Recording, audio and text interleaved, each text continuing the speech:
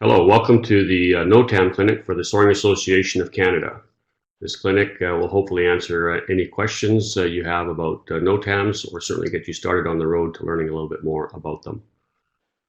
This presentation was originally created for the Edmonton Soaring Club and is Chipman Airport centric. We're going to try and make it generic, but from my data, this was the easier way of doing it. You should be able to substitute your location and area into this information and understand your area and how Notams affect you. Referring to the Central Alberta area may make some things clearer as this presentation carries forward. Notam. So notice to airmen. This includes all airmen, women, military operations, commercial operations, corporate operations, student pilots, helicopters, air shows. Anything that happens in the air can be affected by a Notam. Why do you want to read them or know about them? I hope this presentation answers some of that. There is an unfortunate reality that many private pilots, like ourselves, do not read them because they are difficult to refer to, they're difficult to find, and often we do not need them until we do need them. And there are many examples of pilots flying into restricted airspaces, showing up at airports with closed runways, airports that have air shows happening at the time they arrive, and all that information was available to the pilot prior to departure through a Notam. Where do you find them? Notams can be found on the NAV Canada website at navcanada.ca, or via phone from the Flight Information Center, or via radio if you're in the air. I also found another website called zuluforpilots.com. It does provide lots of information to pilots, including a graphical map interface for Notams. It does look helpful, especially for cross-country flights, but it does not, as far as I can tell, provide all the information that you may need for a cross-country flight. There is no distinction between an important Notam or a not so important Notam. They are all the same. Transport Canada figures all this information is important and critical to flight operations and safety. Indeed, some of them are very important, and at least a few pilots have been embarrassed because he or she did not check the Notams or missed one of them in their pre-flight planning. Each Notam should deal with only one subject. That is one reason you may see multiple Notams dealing with one item, like a runway closure or a runway construction. You may see a Notam for the runway itself. You'll see one for the approaches serving the runway. You may see one for the lighting serving that runway. At least 3 different Notams in this case. There are lots of different examples and exceptions to that. There are 3 basic categories that Notams fit into. National Notams, Flight Information Region Notams, of which there are 8 regions in Canada, including the North Atlantic Ocean region that's assigned to Gander. And there are Aerodrome Notams.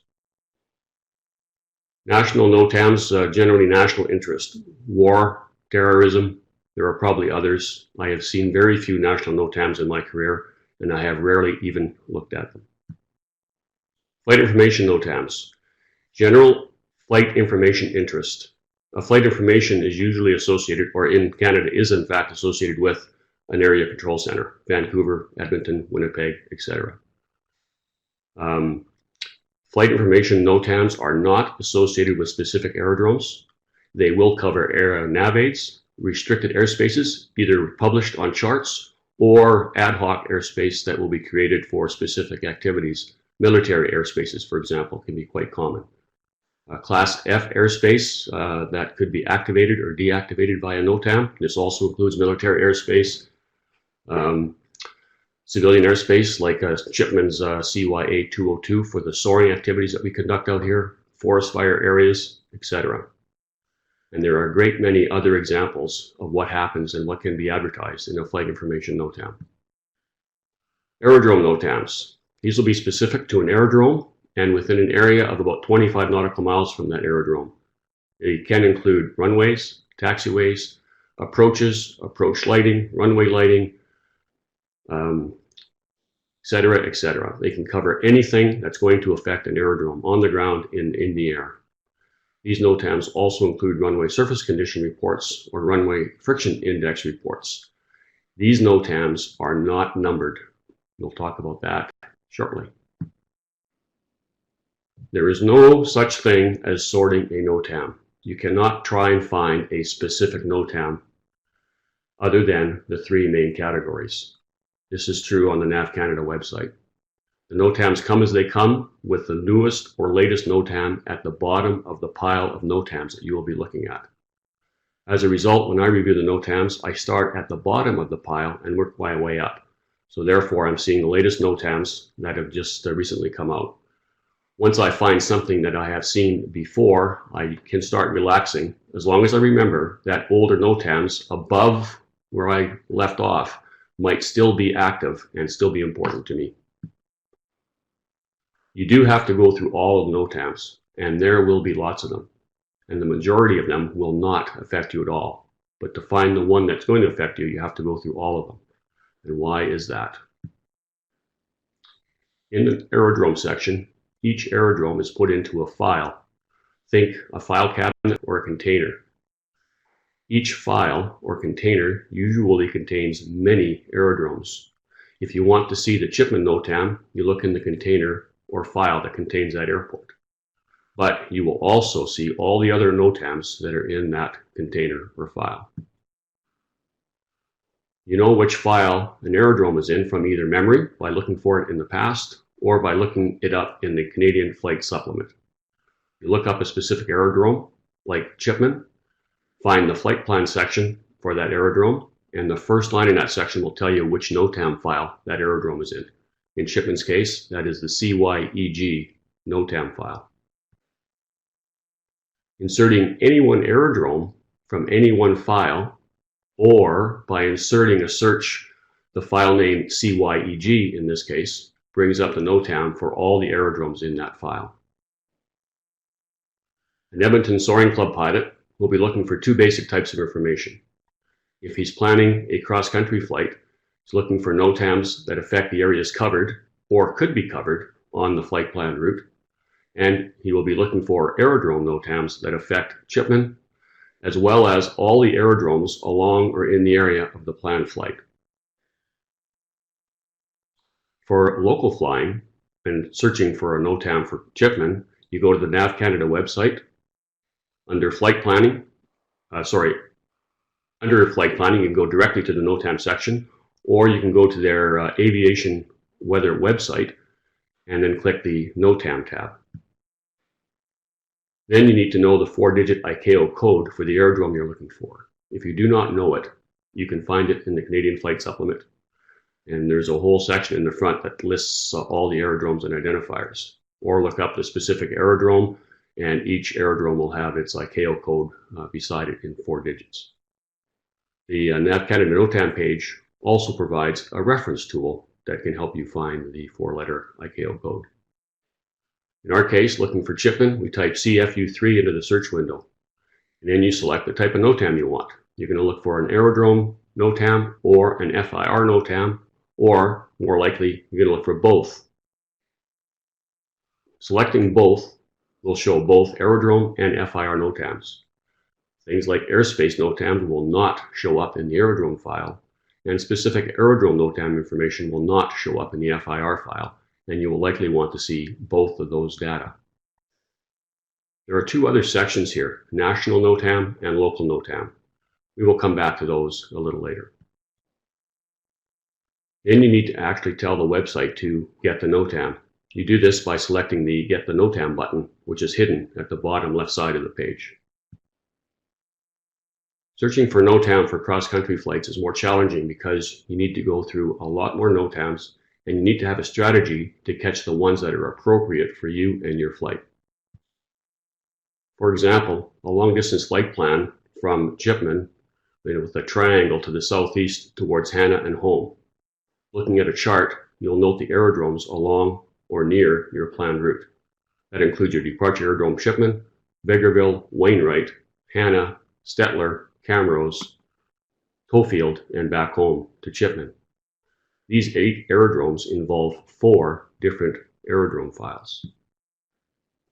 You need to start thinking about the NOTAM file as in which NOTAM file is that aerodrome in. Look up a specific aerodrome, Chipman for example, find the flight plan section, and the first line tells you again that that NOTAM aerodrome is in this case CYEG. That Notam file contains many other aerodromes. Searching for Notams for one aerodrome in that file will show you the Notams for all the aerodromes in that file. And there will be lots of Notams. Searching for the Chipman aerodrome Notam file, you can find Notams for Chipman, Vegreville, Towfield, and Camrose. By putting any one of these identifiers, even CYEG in the search window, you will find all of these Notams, plus all the other Notams in that file. But you have to search through the whole pile to find the information appropriate for your flight. I am sorry about that, but that is the way the Notam system works. It is indeed quite old, and it has not been updated to perhaps what today's computing processes could solve for us as far as finding specific Notams. To catch the other aerodromes near your flight plan route, you will need to add or search for Wainwright, Hanna, and Stettler. You have to do it separately because they are in different Notam files. Wainwright is in the Wainwright Notam file, Hanna is in the Springbank Notam file, and Stettler is in the Red Deer Notam file. Again, we know which files they're in because we did look them up in the CFS. Again, for each one of these searches, you will find the aerodromes you're looking for, plus all the other aerodromes that are in those files. One of the options we saw earlier when selecting what category of a Notam we want, i.e. aerodrome or FIR files, was local Notam. At first glance, this may appear to be a good option. It covers Notams within 25 nautical miles of the selected aerodrome, in our case, Chipman. This option greatly reduces the number of Notams presented to you, indeed only those for your aerodrome. But, and there's always a but, the local Notam option can and will miss stuff, sometimes important stuff. For example, an airport that's within 25 nautical miles of Chipman is Josephburg, and it recently had an air show, and there was a Notam for that air show. By selecting the local Notam for Chipman, and yes, Josephburg is within 25 nautical miles, the system did not show that air show, and that air show affected our flying at Chipman.